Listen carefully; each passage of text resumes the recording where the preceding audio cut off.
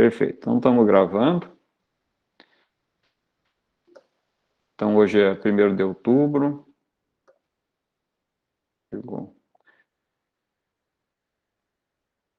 De 2021. São 10h30. Tivemos vários percalços aí no WebConf. Migramos agora para o Meet.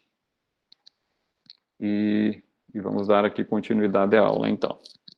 A aula de hoje é sobre a alteração de frutas e hortaliças por processos fisiológicos.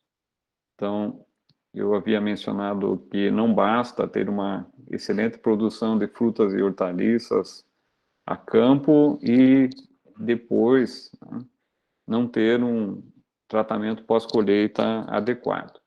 Eu exemplifiquei com esses pêssegos, excelente qualidade, e depois esses mesmos pêssegos que sofreram um dano aí por uma máquina de classificação mal regulada que danificou a epiderme por danos mecânicos, rompendo a estrutura celular, subcelular, colocando em contato os polifenóis com as polifenol oxidades, as PFOs, que rapidamente oxidam os compostos fenólicos. Lembram, né? Os compostos fenólicos estão em alta, eles são antioxidantes, muito bons para a proteção do nosso sistema cardiovascular, para a proteção contra câncer.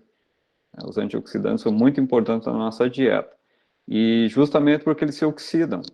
Eles se oxidam, ao invés das nossas membranas se oxidarem, das nossas membranas celulares se oxidarem, ao invés do nosso DNA se oxidar e originar um câncer, os compostos fenólicos presentes no nosso organismo se oxidam prontamente, e são feitos para se oxidar.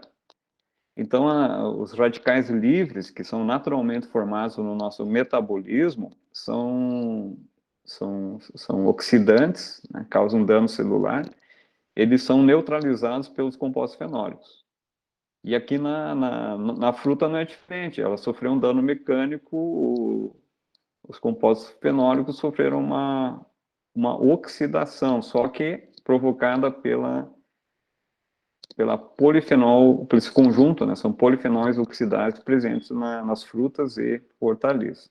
E o que acontece? Escurece, ó, compraria um pêssego aí com esse aspecto? Muito provavelmente não. Tá? E além de ter esse aspecto muito ruim, o sabor é muito desagradável. Os compostos fenólicos, quando sofrem a oxidação, eles se tornam bastante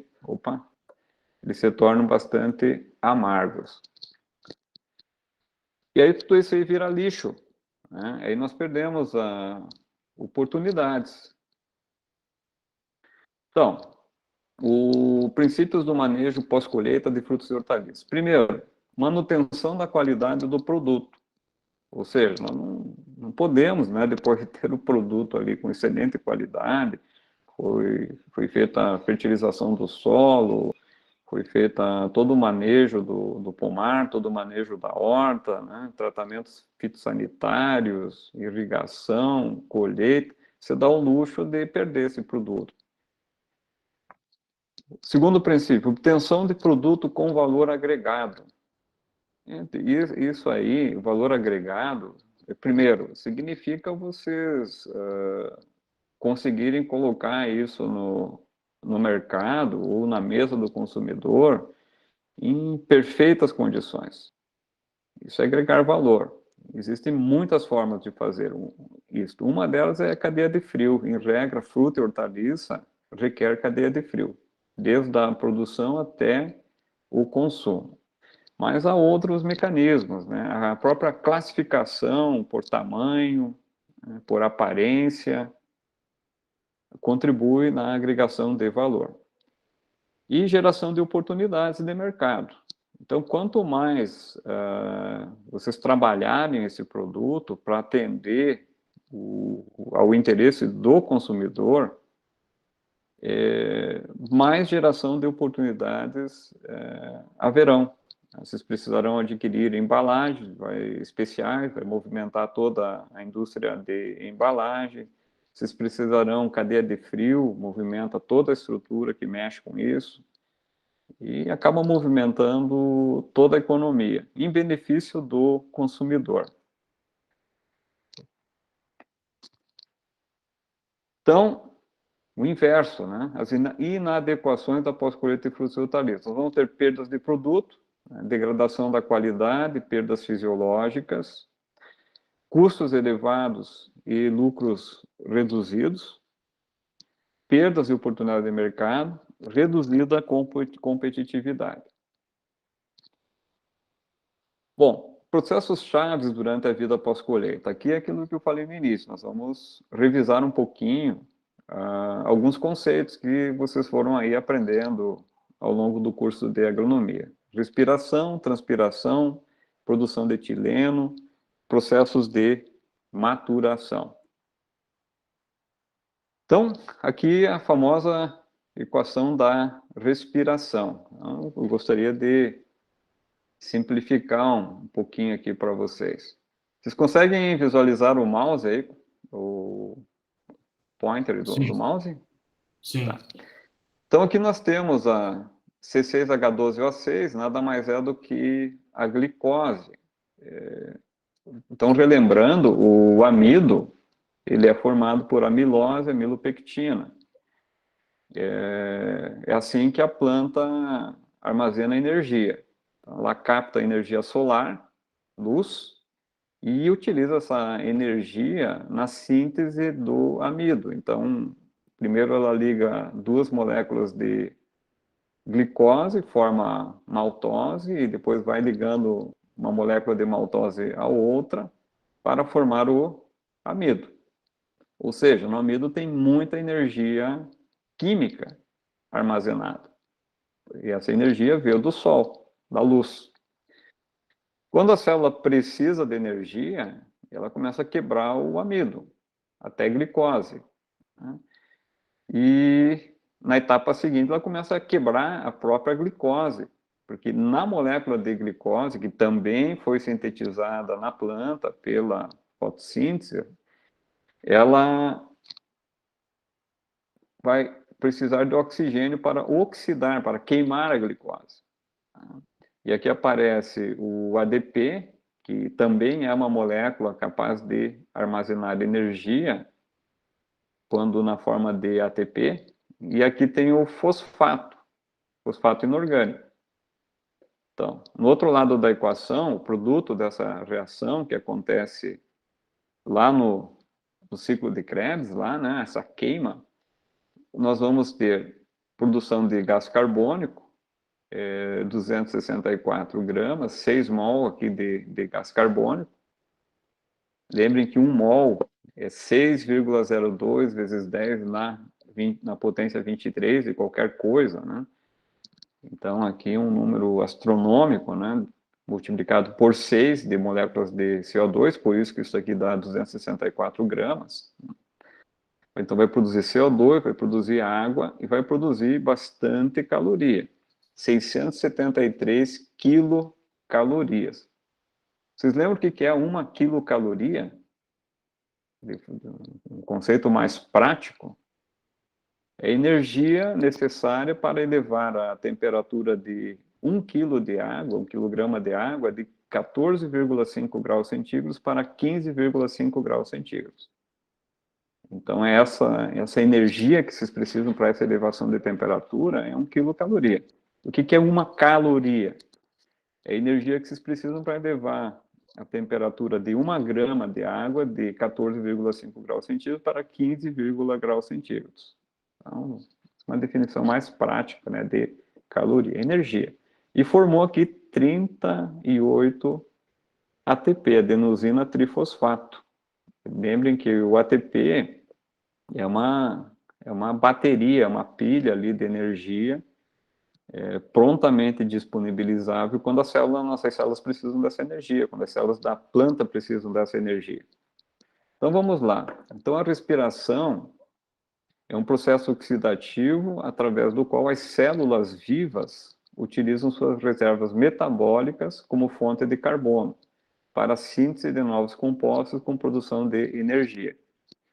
Então, aqui é um conceito que muitas vezes nós esquecemos, né, gente? Energia, a respiração aeróbia, ela não serve apenas para produzir energia.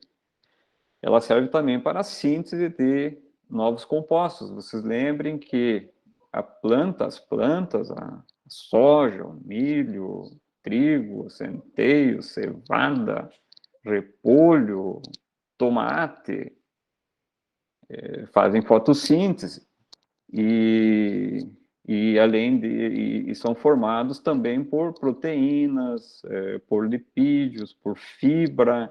Isso aí tem que vir de algum lugar, e a própria planta que fabrica tudo isso aí, através da fotossíntese e da respiração.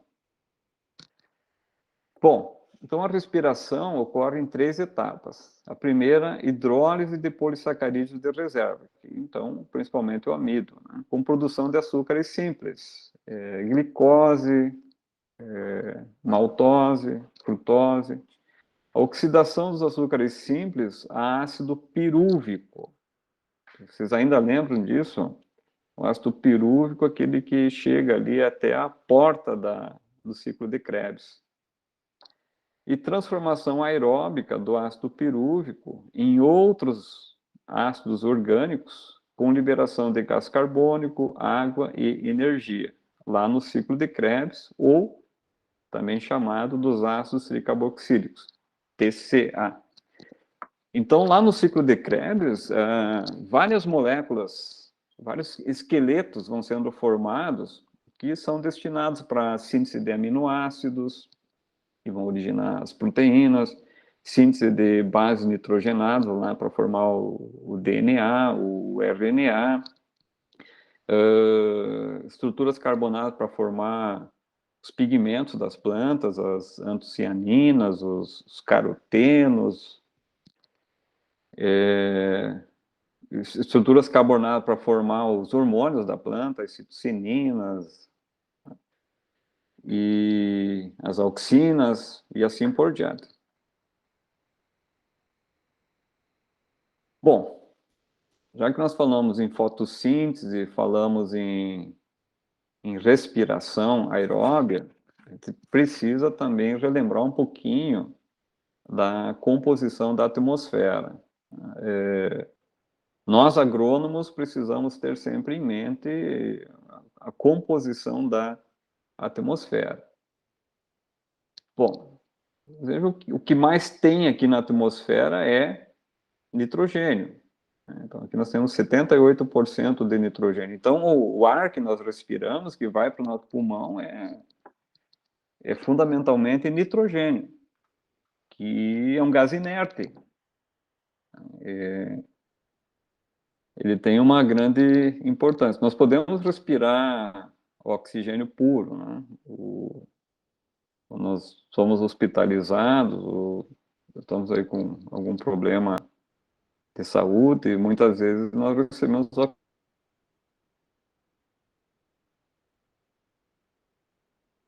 para muito o nosso nível de oxigenação sanguínea, quando respiramos o oxigênio puro.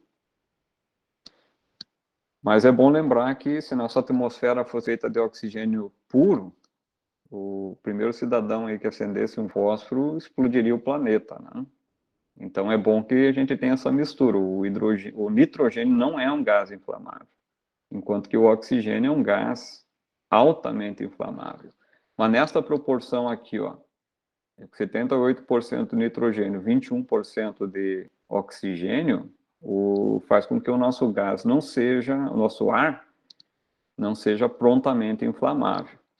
E aqui em amarelinho estão o que a gente chama de outros gases, né? E aqui em azul, tá? Nós temos o CO2, tá? Com 0,04%. Vocês vejam que tem muito pouco CO2 na atmosfera que nós respiramos. E é bom que seja assim, né, gente? O CO2 é extremamente tóxico. Então, na aula ministrada na terça-feira à noite, lá de PPCI, lá o professor Volney Ele falou lá de um acidente que aconteceu lá com uma planta de armazenamento de grãos. O colega dele era o responsável técnico, e 2 funcionários desceram lá no pé do elevador, lá, desceram lá uns 10 metros lá para baixo e morreram. Morreram asfixiados. Havia lá um excesso de CO2, excesso de metano lá no pé do elevador. E é asfixiante. E isso é muito rápido que acontece. Então é bom que o CO2 fique num nível muito baixo, aí, como é, né? Em torno de 0,04%. E aí tem os gases nobres, o neônio, argônio, criptônio, xenônio, radônio, aqui com destaque para os mais abundantes, né? O neônio, o hélio, o metano, né? Que é o CH4, o hidrogênio e o criptônio. Então, esse a gente chama nobres porque eles estão presentes em quantidades muito baixas. Ah, mas o que a gente precisa ter em mente? Ó? É que nós temos 78% de nitrogênio, 21% de oxigênio e 1% para os outros gases, sendo que o CO2 é apenas 0,04%. Vamos em frente. Então, a respiração aeróbia, ela supra energia química aos tecidos na forma de trifosfato de adenosina, a partir do difosfato de adenosina, o ADP, e fosfato inorgânico, com liberação de CO2 e água.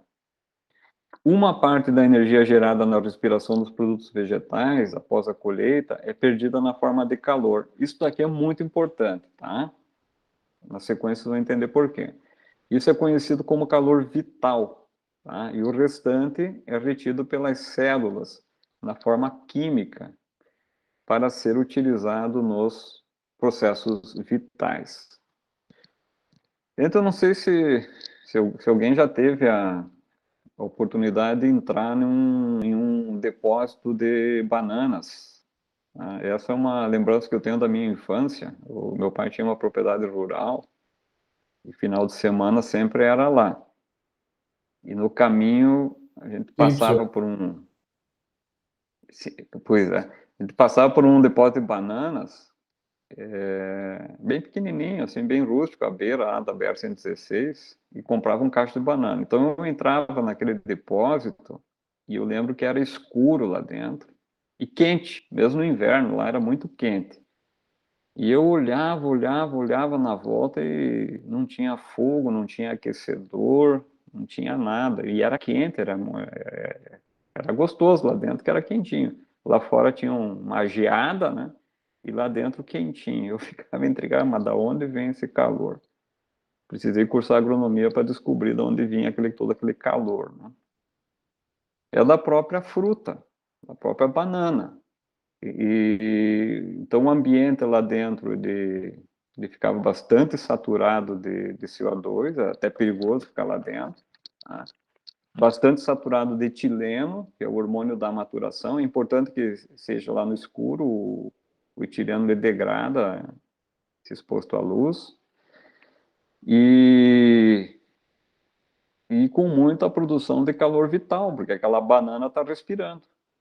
Ela não está fazendo fotossíntese, ela está consumindo o oxigênio, liberando CO2, liberando água e bastante etileno. E esse etileno sai de uma banana e vai para outra, num processo em cadeia, né? Vai amadurecendo todo o material que está ali dentro. Então, o calor da respiração é um fator primário a ser considerado para o estabelecimento das condições adequadas de armazenamento de frutas e hortaliças. Né? Para cada grama de CO2 produzido, 2,55 quilocalorias serão produzidas. Então, é bastante calor que se produz. Se vocês pensarem em câmara fria, né, não sei se talvez alguns de vocês já tenham entrado em frigorífico ou em menor escala, né, já tenham acompanhado o abate de animais, né, as carcaças. a carcaça do animal, após as operações de abate, né, alcançado aí o rigor mortis, aí depois de 12 horas, 12, 18 horas, as células estão mortas, né? Carcaças são tecido morto. Então, não tem essa preocupação. Se põe lá para dentro da câmara fria, não tem geração de calor, não tem produção de CO2, né? Ninguém vai ficar asfixiado lá dentro daquela câmara, lá pelo excesso de CO2. Diferente de um depósito de banana. Estão organizando os produtos vivos, né, que respiram, que produzem CO2, que produzem calor. Então, esse é o grande divisor de água, né, quando vocês estiverem coordenando um sistema de armazenamento de frutas e hortaliças. Estão mexendo com coisa viva, em regra. Então, a respiração anaeróbia. Uma pergunta aí para vocês. Nós somos capazes de realizar respiração anaeróbia? Para que serve? Tem aquela. Quando você faz uma atividade física, você libera ácido lático, mas não sei se está relacionado a isso. Não, Mas, perfeitamente. É isso aí. É isso aí, Rafael. Acertou na mosca. O... mas você gera, faz Assim, respiração anaeróbica, libera ácido lático, aí vem aquela dor intensa. a O próprio cãibra. organismo sinaliza para você parar de fazer o exercício. É perfeito. Então vamos pegar aí um atleta de alta performance. Vamos pegar um jogador de futebol, né?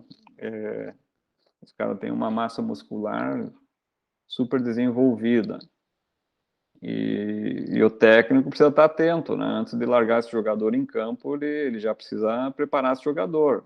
Ele precisa ali alguns minutos antes de avisar, tipo, prepara aí, aquece que você vai entrar. Se esse jogador entrar sem aquecimento, especialmente se for num clima mais frio, vai dar zebra, ele vai ter cãibra em seguida, né? Por quê? A capacidade circulatória, a capacidade cardiorrespiratória dele, se os tecidos estiverem frios, tá, não vai conseguir, né, levar o oxigênio necessário para todas as células do músculo. O músculo, a célula do músculo gosta de ter respiração aeróbia. Respiração aeróbia é muito mais efetiva na produção de energia, né? E o produto dela é CO2 e água, que são moléculas bem tranquilas, né? O CO2 é eliminado lá pelo pulmão, a água vai para o sangue. Então, os produtos dessa reação, respiração aeróbia, é bem tranquilo. Mas daí, quando o cara entrou sem aquecimento, começa a correr igual um doido lá, né? Tentar salvar a pele do time, e vai faltar oxigênio lá no músculo. O sangue não vai conseguir levar. Aí a célula aperta o botão lá, ativa o sistema de emergência. Anaeróbia. O que é a respiração anaeróbia? É converter ali o ácido pirúvico consegue converter até ácido lático. Consegue tirar um pouco de energia nesse processo, tá? Para manter a célula funcionando. Mas isso vem com um custo. Vai acumular ácido lático, isso aí vai mudar o pH da célula, e isso vai afetar toda a bomba toda a movimentação de minerais, de cálcio, de potássio, né? Vai mexer com a bomba de sódio e potássio, vai haver ali um desequilíbrio e o músculo vai contrair involuntariamente, resultando na cãibra, né? Aquela dor terrível, o jogador vai cair, não vai mais conseguir jogar. No caso das plantas, isso também acontece. Um exemplo assim que eu gosto muito de apresentar para vocês é assim, ó. Vocês já viram no supermercado aquelas ameixas que vêm lá do Chile, que elas são bem grandes, né? Elas têm a epiderme bem escura. pelas antocianinas ali, e são muito bonitas. Eu não sei se já aconteceu com vocês de comprar e depois não conseguir comer, né? Ela tá bonita, mas ao mordê-la, ao consumi-la, ela tá tremendamente amarga. Não tem como comer. É horrível. Isso aí muitas vezes acontece pelo seguinte: ela é produzida lá no Chile, lá nas montanhas chilenas, lá eles têm solo vulcânico de elevada fertilidade, eles têm irrigação, umidade baixa, então muito pouco problema fitossanitário. Eles conseguem produzir aquelas ameixas lá, excelente qualidade. Aí elas são colhidas, elas vão lá para que a gente chama de packing house. Packing é empacotamento, né? House é casa de empacotamento, mas é muito mais do que isso, né? Elas são levadas lá para o pavilhão lá de pós-colheita. Então, chegando lá, elas passam por um banho, né, de água gelada para baixar a temperatura. Essa água é clorada já para fazer uma pré-desinfecção. São classificadas, embaladas e vão lá para a câmara de resfriamento. E a temperatura delas lá vai lá para perto de 0 graus, né? A gente tira a maior parte do calor dela. Ela fica pronta para expedição. Aí encosta uma carreta frigorificada. Ela tem lá, se observarem, tem um certo isolamento térmico, muito limitado, e tem um sistema de geração de frio, mas é incipiente. Se vocês fizerem uma analogia de uma carreta frigorificada com uma geladeira, vocês vão ver que aquele motor lá para geração de frio é mínimo. Então, no máximo, ele vai conseguir dar uma refrescada ali, mas ele está longe de conseguir de manter aquilo de fato refrigerado. Ele não é uma geladeira sobre rodas. Ele está mais que uma caixa de isopor sobre rodas. Então então carrega toda aquela ameixa gelada, né, embalada e tal, carrega a carreta, lacra. Então, você tem uma boa reserva de frio ali dentro. Tá? E o sistema é ligado, o sistema funciona e para ajudar a manter esse frio. Mas ao longo do trajeto vai esquentando. É inevitável. É um longo trajeto, desde lá até a CEAGESP, lá em São Paulo, por exemplo. Ou a nossa central aqui de distribuição de alimentos em Porto Alegre. É um longo trajeto. Então, imagine lá, chega lá, pega uma barreira lá, um desmoronamento nos Andes lá, fica parado 2, 3 dias, aí depois segue viagem. Aí chega aqui na fronteira, aqui em Uruguaiana, pega uma greve de fiscal alfandegário, fica parado mais 2, 3 dias. Entra no Brasil, pega ali um protesto dos índios, dos sem terra, para mais um pouco, né? Então, esses eventuais atrasos na viagem não estavam programados. A temperatura começa a aumentar. E quando chega lá em 15, 16 graus, essa ameixa começa a acordar. E ela começa a respirar, e ela começa a consumir todo o pouco oxigênio que tem ali dentro. Terminado o oxigênio, ela parte para a respiração anaeróbia.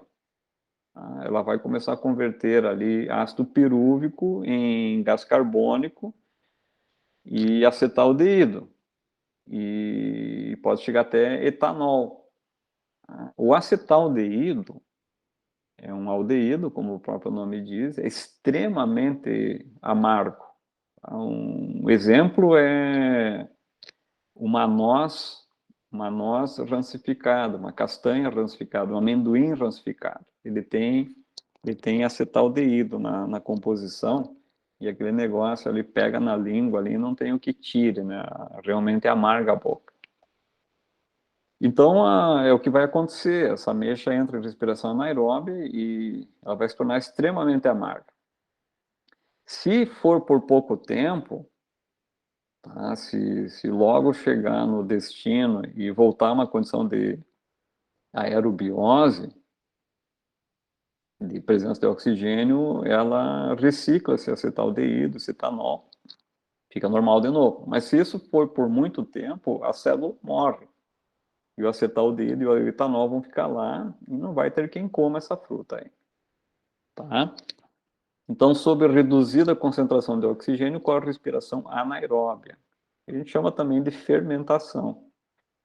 O acúmulo de acetaldeído e etanol em níveis tóxicos causa morte celular e perda do produto. A exposição dos vegetais à anaerobiose, ainda que por curtos períodos, resulta no desenvolvimento de sabores e odores desagradáveis, os quais podem ou não ser eliminados após seu retorno à condição de aerobiose. Gente, então vocês estão vendo que frigoconservação de fruta e hortaliça não é a mesma coisa que frigoconservação de carcaça animal, frigoconservação de leite, de ovos. Em regra, né, os produtos de origem animal estão mortos. A exceção da geladeira, aquela da família Dinossauro. Vocês chegaram a assistir os desenhos da família Dinossauro, que eles guardavam os bichos vivos dentro da geladeira? Ali é um caso mais parecido com frutas e hortaliças, tá? Mas, em regra, produtos de animal estão mortos, produtos de vegetal estão vivos. E se eles estão vivos, vocês querem mantê-los vivos, tá?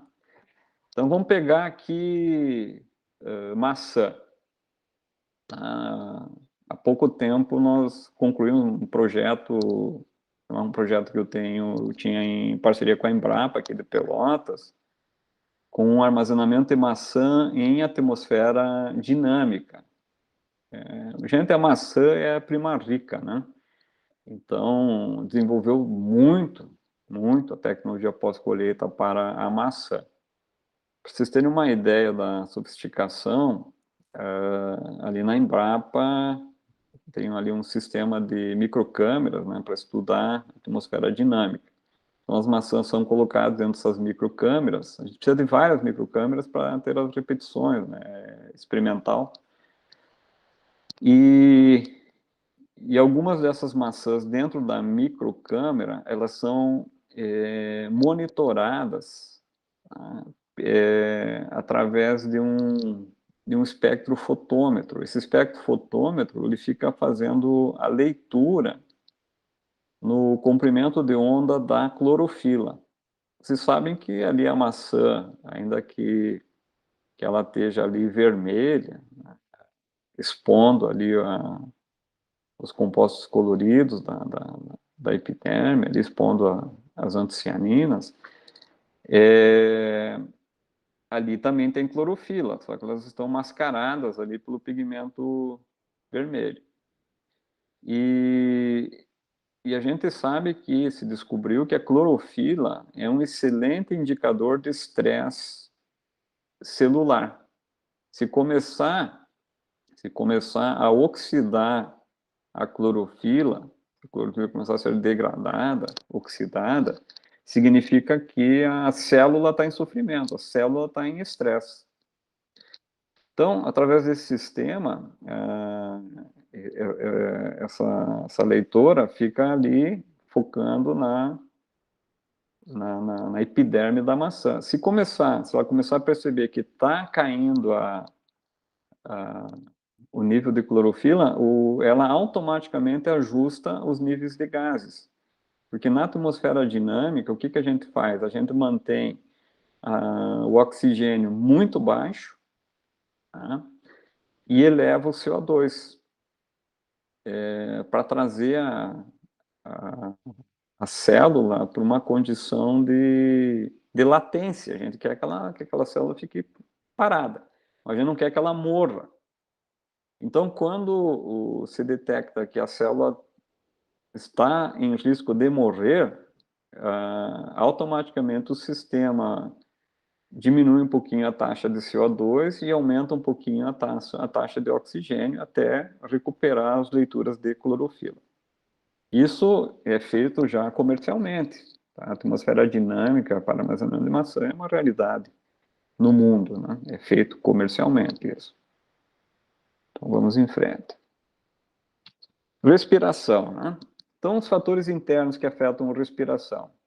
Os tipos de tecidos e órgãos. Então, a gente sabe que folhas respiram muito mais do que frutos e, por sua vez, respiram muito mais do que raízes. Então, se a gente pegar aí alface, couve, as folhosas em geral, radite, repolho, a gente sabe que elas têm uma taxa de respiração mais elevada do que frutos. Né? Maçã, laranja, pêssego, e que, por sua vez, tem uma taxa de respiração mais elevada do que raízes. Mandioca, batata doce. Quanto ao tamanho, tá?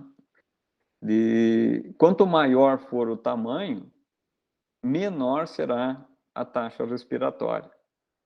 Então, se vocês pegarem uma melancia de 10 quilos, né, e uma melancia de 5 quilos, a melancia de 10 quilos vai ter uma taxa respiratória menor do que a melancia de 5 quilos. E se a gente pegasse um extremo, né, vamos aqui para as pequenas frutas, vamos pegar aqui amora, mirtilo, araçá, butiá, são frutas assim de pós-colheita desafiadora, justamente porque elas são pequenas e tem uma taxa respiratória muito elevada, ou seja, taxa respiratória elevada, ela estraga rapidamente. Okay? O morango também tem uma taxa respiratória bastante elevada por ser um fruto pequeno. Então, só para ilustrar isso aqui, ó, eu apelei um pouquinho para matemática. Coisa de engenheiro agrônomo, né? Engenheiro agrônomo sempre gosta de puxar coisa para matemática. Então, demonstração matemática da redução da superfície específica. O que é a superfície específica? A superfície, digamos assim, a área, né, do fruto, dividido pelo volume. Deixa eu só autorizar o Elias aqui. Ou Felipe. Bem-vindo, Felipe. Então, aqui, ó, vamos pegar aqui um exemplo hipotético, tá? Imagine que vocês têm uma mini melancia que tem um 10 centímetros de raio, ou 20 centímetros de diâmetro. E você tem uma outra melancia normal aqui que tem 40 centímetros de diâmetro, ou 20 centímetros de raio. Se vocês calcularem o volume dessa melancia aqui, vai dar em torno de um pouco mais de 4 litros, tá? Ou 4.189 centímetros cúbicos. Para essa aqui, ó, vocês vejam que vocês só dobraram o raio dela. Mas olha o que acontece com o volume. O volume foi meio. O volume aumentou aqui 8 vezes. Então, vocês duplicam o raio, o volume aumenta 8 vezes. O que acontece com a superfície, tá, em centímetros quadrados? Aqui vocês têm 1.257 centímetros quadrados. Aqui você tem 5.027. Então, aumenta 4 vezes quando vocês duplicam o raio. E o que acontece com a relação superfície-volume? O que a gente chama de superfície específica. Ela cai pela metade.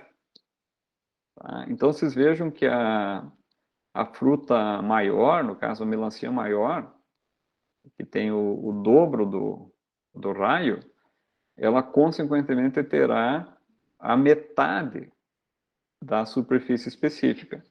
E a superfície específica é que determina a velocidade das trocas com o meio externo. Determina a velocidade com que vai perder água, a velocidade com que vai perder gás carbônico, a velocidade com que vai ganhar oxigênio. Isso aí tem uma vasta aplicação na agronomia. Vamos pegar aqui calcário, né? Se vocês querem corrigir um solo, aí vocês decidiram plantar ali naquela área de última hora e o pH está muito baixo, vocês precisam corrigir aquele solo o mais rapidamente possível. Vocês vão usar o que a gente chama de calcário filler, né? Que é um calcário bem fininho, né? Ele é um pozinho muito fino. Então, ele vai ter uma superfície específica, né? Bem mais elevada, ou seja, ele vai ter quanto menor a... Oi? Vai ter uma reatividade mais acelerada. Mais acelerada. Então, quanto menor o raio da partícula, o tamanho da partícula, mais rapidamente vai reagir. Tá? Então, segue nessa lógica. Então, vamos voltar lá. E também os estágios de desenvolvimento. Folhas jovens têm uma respiração maior do que folhas velhas, e frutos dependem da produção de etileno, e são classificados em climatéricos e não climatéricos. Bom, gente, esse gráfico aqui, ele é bastante elucidativo. Vocês conseguirem compreender bem esse gráfico aqui, eu vou explicar em detalhes aí para vocês, a aula de hoje está ganha. Tá? Então, vamos lá. Tem muita informação nesse gráfico. Vamos explorar aqui aos poucos. Então, aqui nesse eixo aqui, no eixo Y, né, o eixo das coordenadas, ou o eixo aqui da variável dependente, o eixo Y, nós temos a produção de CO2 em uma escala relativa. Então, ele vai de 0 a 100%. Então, 100% que seria a máxima produção de gás carbônico daquela fruta. Aqui no eixo X, na abscissa, né, onde nós temos a variável independente, nós temos as fases do desenvolvimento celular. Então, vamos ver essas fases. A primeira fase aqui, ó, divisão celular. Então, imagine aí um pessegueiro em flor, aconteceu a polinização, e a partir da polinização começa um processo de multiplicação celular, ou de divisão celular. Então, nesse processo de multiplicação celular acelerada, há pouco crescimento, tá? Porque as células estão relativamente vazias, né? As células são pequenas. Mas a partir de um determinado momento, essas células começam a expandir, elas começam a formar suas estruturas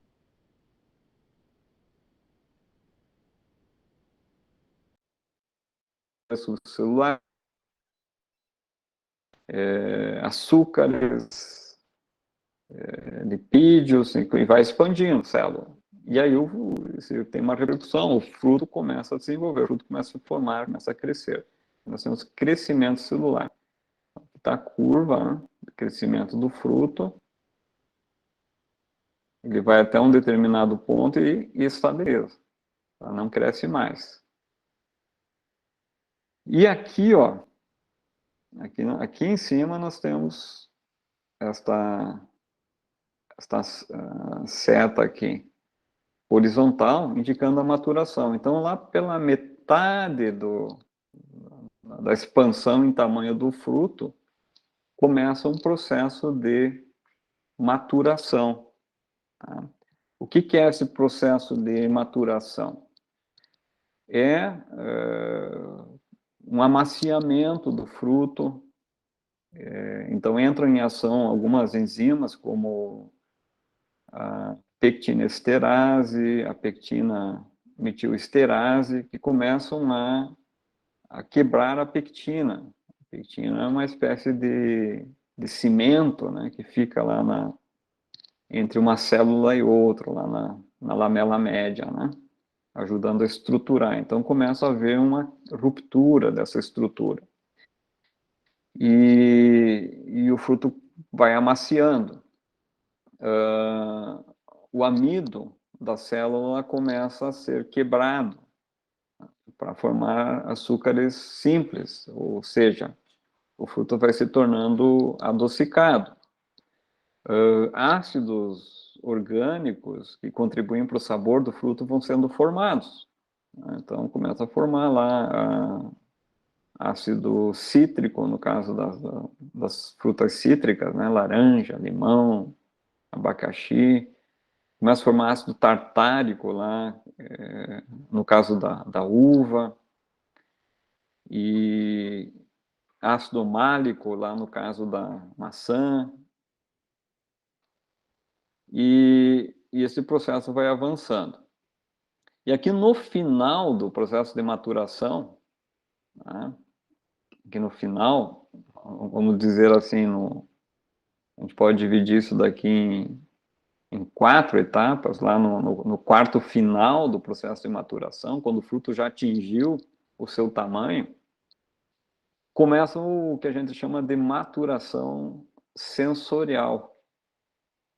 Então, essa maturação sensorial, eles são nossos 5 sentidos. Visão, olfato, paladar, audição, tato, nossos 5 sentidos. Então, isso é maturação sensorial. A fruta começa a se transformar. Tá? Então, visualmente, o que acontece? A clorofila, que antes era predominante, né? Imagine o pêssego até aqui, ele tá verde, né? Completamente verde. Mas aos poucos essa clorofila vai sendo metabolizada, vai sendo hidrolisada, né? E os componentes da clorofila são reciclados, são utilizados para a formação de ácidos orgânicos, para a formação de outros compostos na célula. E com o desaparecimento da clorofila, acaba expondo compostos coloridos, carotenos, né, antocianinas, então começa a desenvolver a cor na epiderme do fruto. Aroma. Então, os lipídios, né, começam a ser quebrados em moléculas menores e voláteis,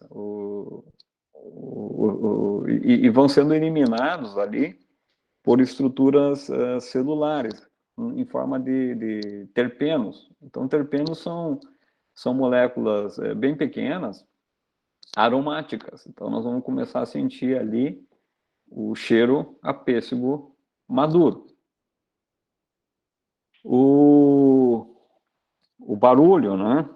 É muito diferente o barulho de um pêssego verde caindo no chão para um pêssego maduro caindo no chão. Então, isso aí mexeria com a nossa audição, mas isso se aplica mais, por exemplo, uma melancia, né? Que a gente dá aquela batidinha para uma abóbora para saber se está madura ou não está madura. As nozes, né? A gente chacoalha, o barulho é mais grave, a gente sabe que está com muita água, que não está bem madura. Se o barulho é mais agudo, a gente sabe que ela já está seca. Então, entra aí o nosso sentido da audição também. E o nosso sentido do tato é a maciez da fruta. Então, entra em ação aí celulase, hemicelulase, ligninase, a pectinesterase, pectinometilesterase vão atuando na parede celular, vão degradando a parede celular e consequentemente, vai amaciando. Tranquilo? Mas nós podemos olhar para isso sob uma ótica biológica. Nós podemos nos fazer a seguinte pergunta: por quê? Por que é desta forma? Por que existe uma maturação sensorial? Aí nós caímos no conceito da perpetuação das espécies. Qual é o interesse maior de qualquer espécie viva? É a perpetuação, né, da sua espécie. Então, o pessegueiro aqui tem grande interesse, né? Ele quer que a sua semente, o seu caroço, seja propagada, seja dispersada. Ele quer que esse caroço vá o mais longe possível, para que em outras condições edafoclimáticas ele possa germinar, crescer. Se acontecer alguma coisa naquele ecossistema onde essa planta está e ela morrer, vai ter um caroço distante dali que vai assegurar a perpetuação da espécie. Então, a natureza tem essa programação básica. Então, até aqui, ó, gente, antes de iniciar a maturação sensorial, essa semente do pessegueiro não está pronta para germinar, tá? Não está completa. E, coincidentemente, a maturação sensorial ela só inicia a partir da maturação fisiológica da semente. Vocês lembram desse conceito, né? Maturação fisiológica da semente. É quando a semente está completa, está pronta, né? Todas as células estão formadas, o embrião está formado, né? Tem todas as reservas suficientes ali para dar sustentação ao embrião nas fases iniciais da germinação, então alcançou a maturação fisiológica. Então, no momento que a planta detecta que a maturação fisiológica daquela semente foi alcançada, ela passa a ter muita pressa. Aí, gente, aí ela está contra o relógio. A planta quer que esse pêssego seja consumido. Ele quer que venha um macaco ali, coma esse pêssego e que leve esse pêssego e que vá comer esse pêssego em cima de uma árvore bem longe dali e que derrube aquela semente no chão. Ela quer que um humano venha ali, colha esse pêssego e leve para o outro lado do planeta e descarte aquele caroço para que ele germine e vingue, né? Então a natureza funciona dessa forma. E, bom, aqui, ó, gente, como é que o pessegueiro resolve essa questão? Hormônio. Então, através dos hormônios, o pessegueiro consegue ter pleno controle dessa orquestra, para que tudo funcione na hora certa e no lugar certo. Então, vamos pegar aqui, já que estamos falando do pessegueiro, o pessegueiro ele é uma fruta climatérica ou não climatérica? Quem arrisca aí abrir o microfone?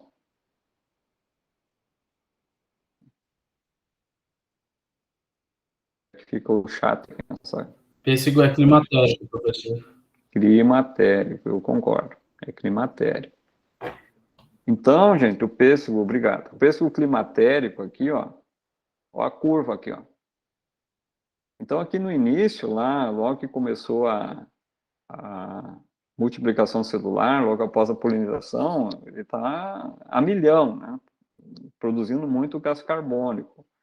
Mas ao longo à medida que as células vão se enchendo de amido, né, vão expandindo, essa taxa de respiração vai caindo, cada vez mais, tá? Então aqui ele já está em 20% do que foi lá, do que era 90%. Vai caindo. Mas chega aqui um determinado momento, vocês vejam, coincidência ou não, exatamente no momento aqui da maturação sensorial. O que acontece? A planta, através do seu sistema hormonal, induz a produção de etileno. Etileno é o hormônio da maturação. Então, tem uma descarga de etileno, aí a respiração aumenta. Com o aumento da respiração, aumenta tudo, aumenta todo o processo de catabolismo. Catabolismo é quebra. É quebra de amido em açúcares simples, né, que vão deixar essa fruta mais adocicada, é quebra de lipídios em molécula, em formação para formar terpenos, para dar o aroma, é quebra da clorofila para que os pigmentos aconteçam. Então, para tudo isso precisa de energia, precisa de respiração. Isso faz com que permite que a maturação sensorial aconteça. Tá? E depois a coisa despenca, né? Depois vencida a maturação sensorial, entra num processo de envelhecimento, porque aí a natureza, ela também sabe, né? A natureza não quer que aquele pêssego ali fique ali para sempre como pêssego. Se ninguém comeu, ela quer que aquele pêssego, de fato, se degrade, né? E para que libere os minerais ali contidos. Então, a própria célula entra num processo de autodestruição, tá? de autodegradação, de hidrólise. Isso é envelhecimento. Claro, depois que cair no chão, os micro-organismos do solo, os insetos, os fungos, vão devorar esse peixe, né? E vão proporcionar a reciclagem ali dos nutrientes. Tá? Mas, infelizmente, a semente não foi propagada como o pessegueiro gostaria que tivesse sido. Bom, vamos para outra curva aqui, ó. Essa aqui é a respiração não climatérica. Como o nome diz, nós caímos nas frutas, nas plantas não climatéricas. Quem arrisca aí um exemplo de uma fruta não climatérica?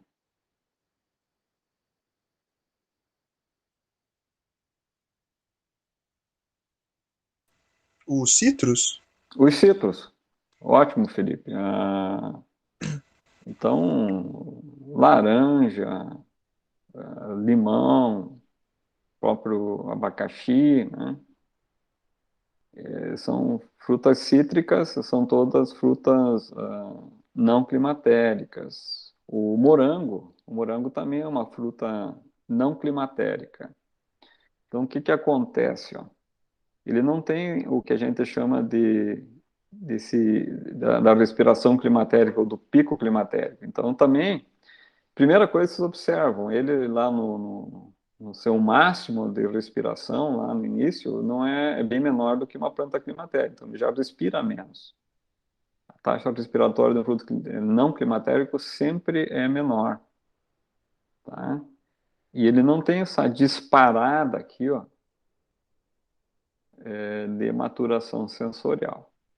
Tá? Agora eu vou fazer a pergunta, pega rápido, ver quem é corajoso, suficientemente corajoso para responder. Olhando para esse gráfico, depois de toda essa explicação, vocês acham que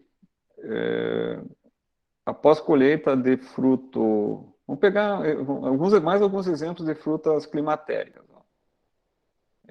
Maçã, banana, pera, pêssego, ó, abacate, todas frutas climatéricas. Frutas não climatéricas, quase todas as pequenas frutas são não climatéricas,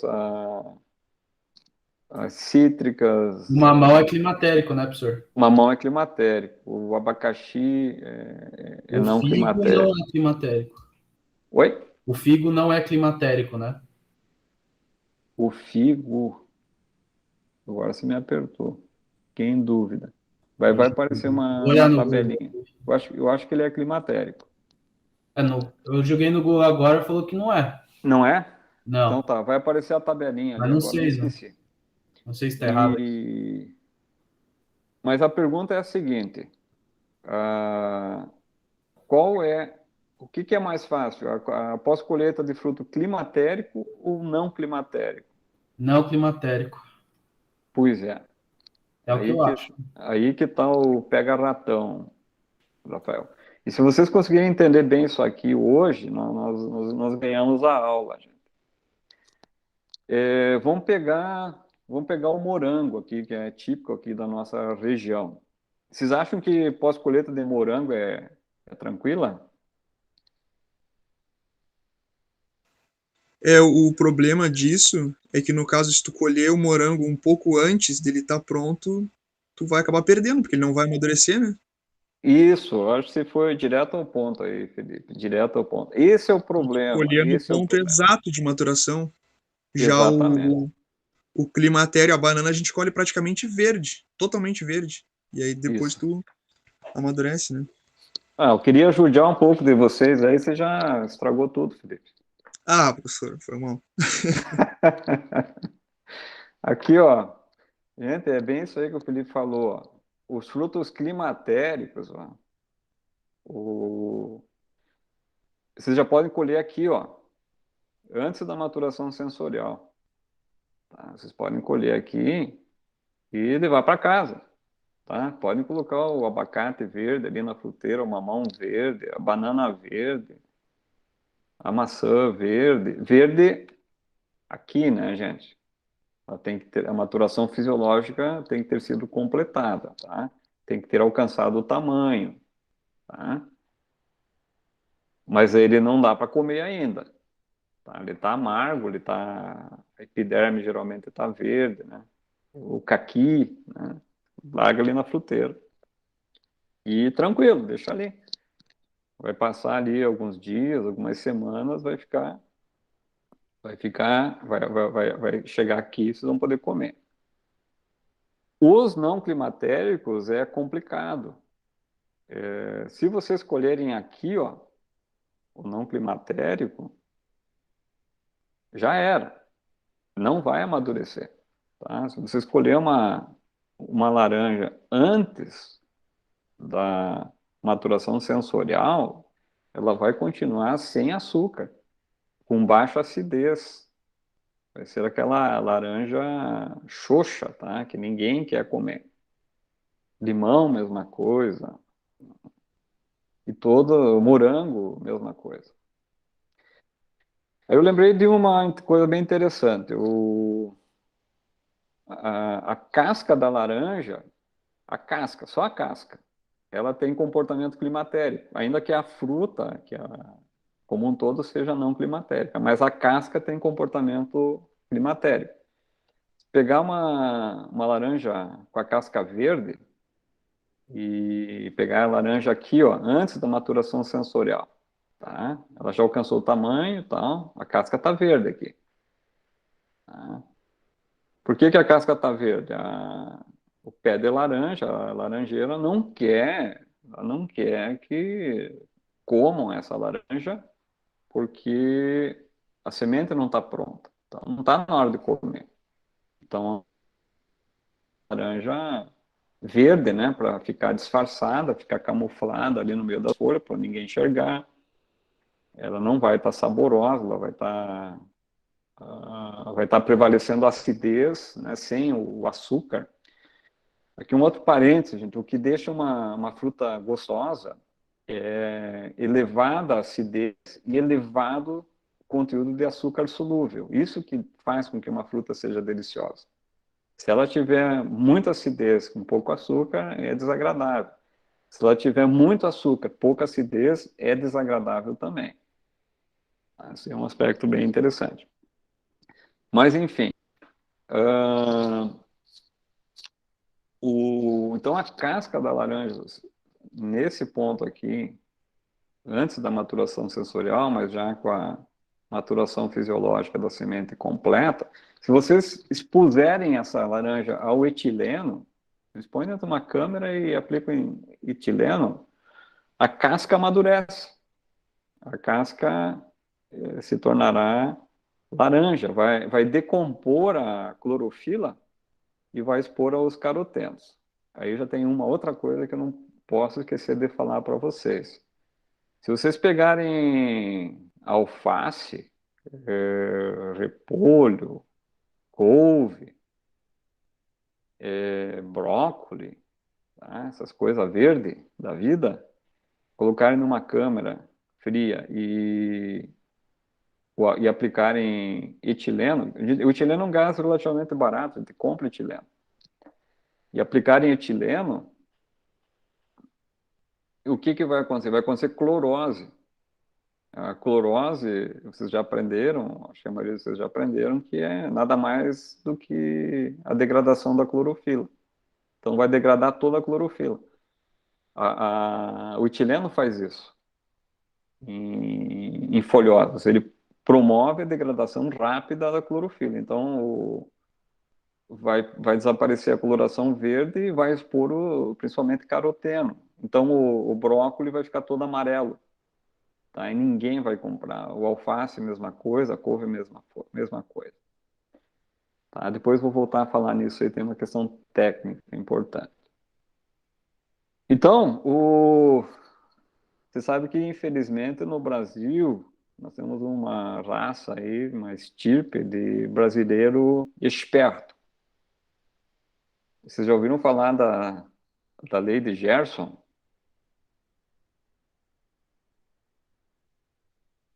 Vocês são bem jovens, né? A lei de Gerson é uma coisa bem antiga, lá da minha época. A lei de Gerson. O Gerson era um jogador de futebol famoso. E É um malandro. Ele começou a fazer propaganda para uma empresa de cigarro. Gente, eu sou da época que mais tinha na televisão era a propaganda de cigarro, né? Tinha propaganda do Marlboro, né? Que aparecia o cowboy lá, ele conseguia controlar lá o estouro da boiada lá e conseguia reunir todo o gado de novo, né? Colocar no lugar certo o gado e depois ele subia lá no alto da montanha com o cavalo e acendia um cigarro Marlboro, né? E daí a gente achava que fumando um Marlboro a gente ia ficar tão bom quanto aquele vaqueiro lá. Eu sou dessa época aí. E o Gerson, ele fazia lá propaganda também para uma determinada marca de cigarro, não lembro qual era. E ele fumava aquele cigarro, assim, sentindo muito prazer, né? E no final ele dizia, o importante é levar vantagem em tudo, né? Então o preço era bom e o cigarro era muito bom, então só vantagem. Naquele tempo as pessoas não tinham problema com câncer, né? Isso é coisa da modernidade, né? Antigamente cigarro não causava câncer. E daí, essa é a tal da lei do Gerson, que continua hoje, né? Então, tem muito brasileiro que, portanto, ele vai vantagem em tudo, né? Não interessa que alguém se ferre. Portanto, resolveu o seu problema. Então, o que esses brasileiros começaram a fazer? Esses espertos, entre aspas, né? Eles observaram que a mão de obra na colheita da laranja, quando a laranja amadurecia no pomar, se tornava escassa e cara. Aí eles pensaram, mas por que não colher antes, né, da safra? Colher as laranjas verdes. Daí alguém perguntou, tá, mas e quem é que vai querer comprar laranja verde? Daí teve um esperto que já sabia, se a gente colocar a laranja, se puser a laranja ao etileno, a casca vai ficar laranja. E daí a gente vende e está tudo resolvido. E eles foram aplicar o golpe justamente nos ingleses, né? O que fizeram? Começaram a carregar os porões dos navios com as laranjas e no mesmo porão um carregamento de maçã ou de banana. A maçã produz muito etileno. A maçã produz mais etileno do que a banana. Então, aquele porão ali ele é relativamente estanque, né? Então, saía aquelas laranjas verdes, né? Quando chegavam lá na Inglaterra, elas estavam laranjas verdes na cor laranja.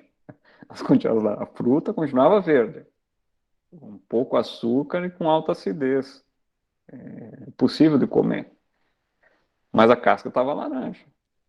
E os supermercados venderam e os ingleses devolveram. Eu morei lá 4 anos na Inglaterra, gente. Eu notei uma grande diferença cultural de inglês para nós, consumidores brasileiros. Até eu cometi uma gafe, eu disse que os ingleses devolveram. Na verdade, eles não devolveram, culturalmente, conhecendo a cultura deles. O inglês, se ele for ludibriado, se ele for enganado por um comerciante, ele não vai reclamar. Não vai, simplesmente não vai reclamar. Mas ele nunca mais volta naquele estabelecimento. Ele nunca mais compra aquele produto. E no mais absoluto silêncio. Na nossa cultura, a gente vai lá e dá um cacete no vendedor, faz escarcel, né? Põe no rádio, põe na televisão, mas no mês seguinte a gente está lá comprando de novo, né? Essa é mais ou menos a nossa cultura aqui, falando de forma bem geral. Mas claro, né, os órgãos de controle de qualidade estatais, oficiais, logo perceberam a sacanagem, né, e quebraram todos os contratos de importação e não pagaram cláusula, né, por quebra de contrato, porque se tratava de uma tentativa clara, né, de fraude. Desculpa. Então, isso é só para exemplificar.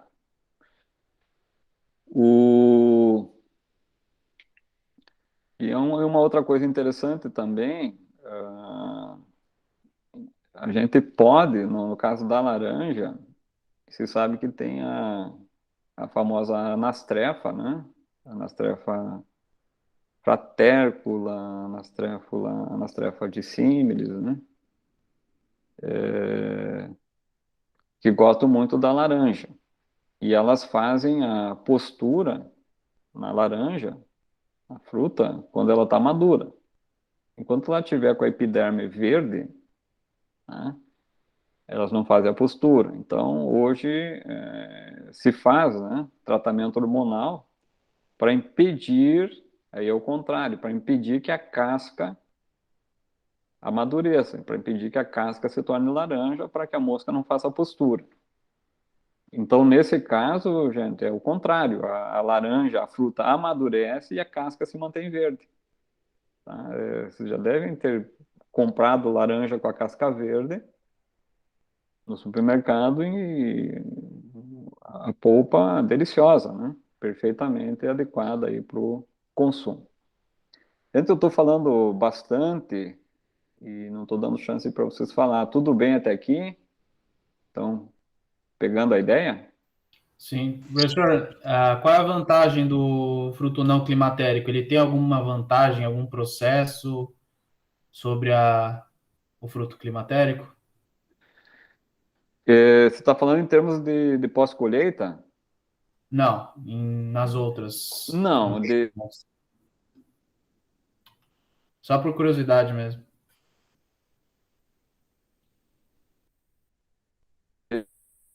os climatéricos são tão bons quanto os climatéricos, né? Eu sou um consumidor de frutas, né? Eu gosto muito de fruta de todo tipo.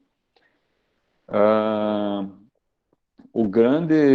nutricionalmente falando, existem frutos não climatéricos excelentes, né? As berries, né? As cerejas, elas são excelentes para a saúde, mas a grande maioria delas são não climatéricas. Você tem que colher quando está madura. Então, como grande parte dos pequenos frutos são não climatéricos, é um problemão após colheita. Então, se a gente quiser produzir comercialmente guabiroba, araçá, pitanga, me ajudem, né? Tantas outras, né, pequenas frutas, nós vamos nos deparar com essas questões de logística. É um fruto e depois que vocês vão ter que colher ele maduro, tá? E quando ele estiver maduro, ele tiver completado a maturação sensorial, ele vai estar muito frágil ao esmagamento, à vibração, ao transporte, né? Muito frágil ao transporte, ele é muito delicado. E ele vai alcançar o envelhecimento rapidamente também, a senescência rapidamente, e depois vai ficar ruim. Então, esse é o problema. Então, até aqui, né, até aqui o que nos resta é processar, porque eles são riquíssimos em compostos bioativos, né? E já tem uma ação demonstrada, né, como anticarcinogênico, como protetor cardiovascular, todo tipo de benefício. Já tem muitos estudos mostrando que eles contribuem para evitar essas doenças degenerativas do sistema nervoso central, como a Parkinson, Alzheimer, né? Então, ó, quem tiver acesso aí a pequena fruta aí, aproveita, não deixa de comer. Mas comercialmente continua sendo um tremendo desafio. Quando eu morei na Inglaterra, eu comprava em sacos, né, de 5 quilos, era muito barato. E vinha um mix de diferentes tipos de cerejas, né, de berries. Eles produzem muito lá na Inglaterra e era muito barato. Então, o que eu fazia, eu comprava congelado, guardava congelado, e de manhã eu colocava no liquidificador, colocava água, batia e tomava. Uma delícia. Essa é uma possibilidade, né? Congelar lá na propriedade mesmo para vender. Vamos lá. Isso aqui é uma coisa bem interessante. Estamos com o tempo quase encerrado, mas já estamos quase encerrando a aula, tá, gente? Então, homeostase celular na maturação. O que é homeostase? Homeostase, homo é equilíbrio, né? Homeostase é o equilíbrio metabólico. Então, quando a gente toma aquele trago pesado aí na sexta-feira, aí na balada, aí no sábado de manhã, a gente vai estar balhado, né? A gente não vai estar em homeostase, né? Nosso metabolismo vai estar todo desequilibrado. Então, aqui, ó, a célula do fruto tenta equilibrar a catálise através da síntese. Então, lembrem, catálise é quebra. Síntese é síntese, formar composto, catálise é quebrar composto. Então, na respiração, quando acontece a respiração climatérica, o etileno provoca lá um aumento na respiração, um aumento na catálise. E a célula, ela tem uma programação básica para sempre manter equilibrada a síntese e catálise. Então, quando ela começa a perceber que a catálise começa a aumentar muito em relação à síntese, ela se esforça para sintetizar. E aqui, ó, numa tentativa de homeostase, de equilíbrio na maturação, quando prevalece a quebra, a catálise, a célula aumenta a respiração, na busca por energia para sustentar em vão, né, ela não vai conseguir fazer isso, a síntese. Então, isso, gente, é uma tentativa para explicar por que aumenta a respiração quando é descarregado ali etileno. Tá? Em consequência, né, esse aumento na respiração aumenta ainda mais o processo de maturação. Então, literalmente, essa tentativa da célula, né, de respirar mais para poder sintetizar mais, é um tiro que sai pela culatra, né? É um tiro que não dá certo. Só tenho mais 2 slides, aí nós vamos encerrar. Então, aqui, ó, acho que mais 3. Então, respiração climatérica. Aqui mudou a escala, tá? No eixo Y aqui nós temos respiração aqui absoluta, né? Em miligramas de CO2 por quilograma de fruta por hora. Tá? Isso aqui a gente mede, a gente coloca a fruta dentro de uma redoma aí e mede quantas gramas de fruta tem ali dentro e quanto CO2, o aumento de CO2 ao longo do tempo. Isso aqui a gente mede em laboratório. E aqui o tempo. Tá? Então, xerimoia. Não sei, acho que nem todos conhecem a xerimoia. Eu achei uma perdida uma vez ali no Rue de Bonhoff, ao lado ali da antiga Casa do Estudante, na Andrade Neves, com Teles, se não estou enganado. E olha, gente, eu achei assim uma fruta deliciosa. Ela muita acidez, e ela tem tanto açúcar que o açúcar chega a ficar cristalizado na polpa.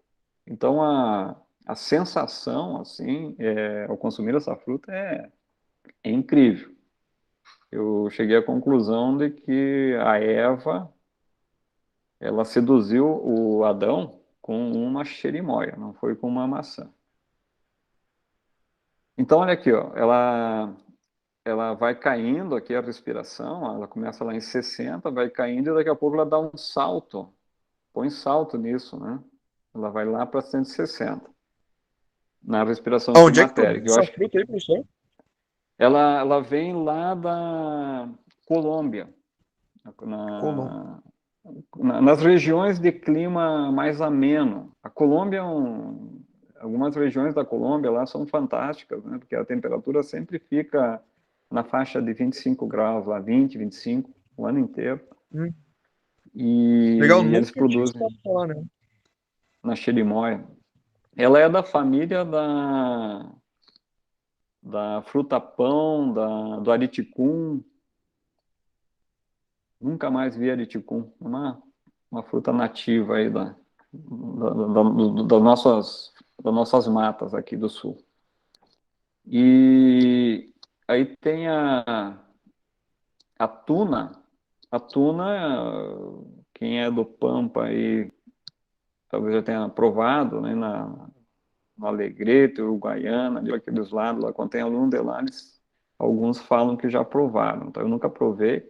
Essa frutinha é difícil, ela é cheia de espinho, mas ela é considerada uma delicácia, tá? E ela é climatérica. Essa daí eu já Aí experimentei, tem, é bom.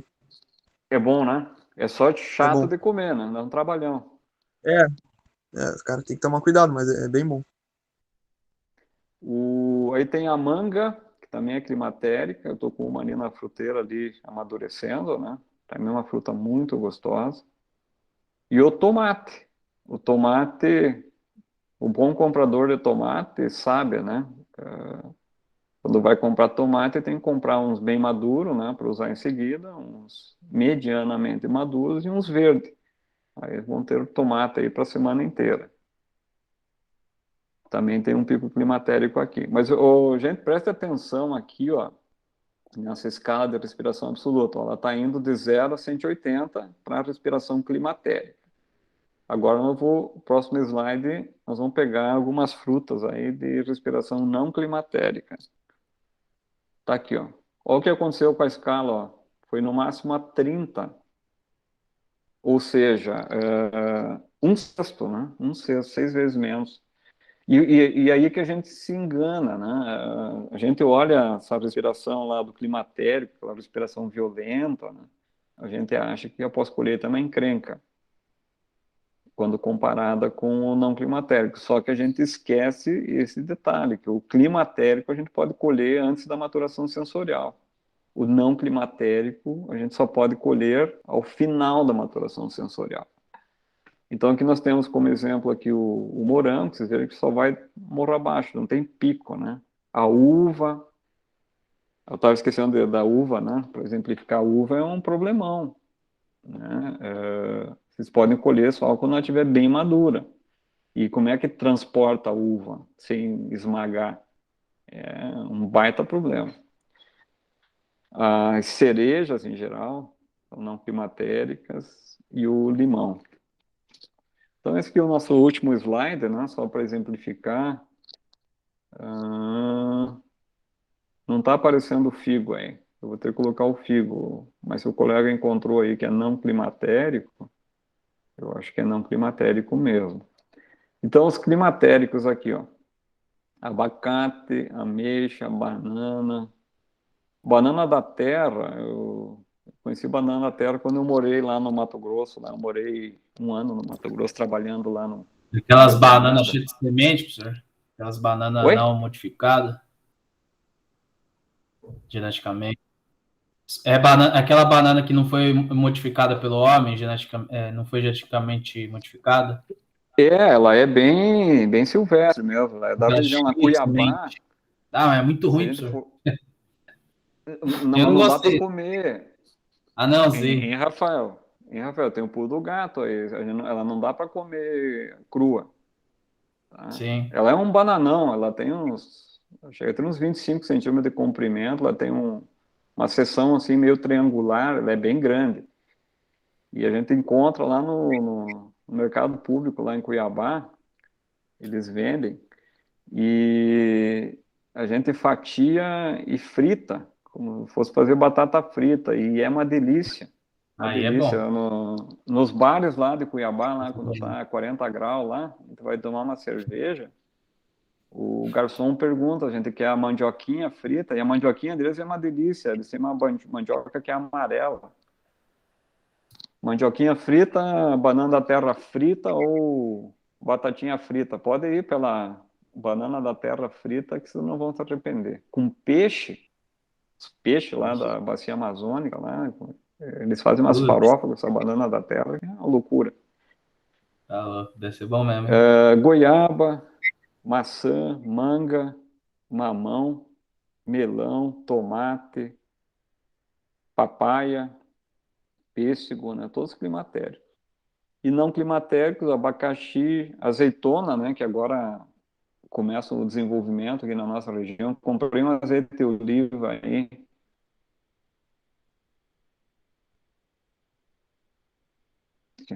Azeite do Pampa.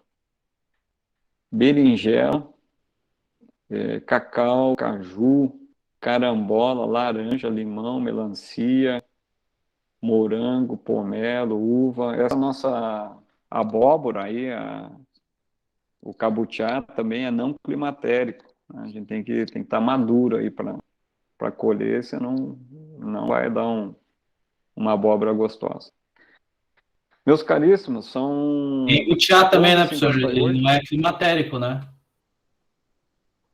O butiá também não lembro. O butiá eu acho que também é não climatérico. Sim. Ele também não amadurece. Colher ele meio maduro. Tem muitas dessas plantas ainda que não estão nem caracterizadas. Ah, Se são imagino. climatéricas ou não climatéricas. Então tá bom, gente. Foi ótimo estar com vocês. Tá? Assim nós concluímos nossa aula. Eu vou depois disponibilizar o link aí para quem não pôde assisti-lo. Então tá bom. Tudo de bom. Uma boa sexta de Obrigado. tarde aí e um bom final de semana. Hein, professor? Oi. Rapidinho, só a questão da apresentação do trabalho. Se quiser, pode até parar a gravação. Vamos lá então.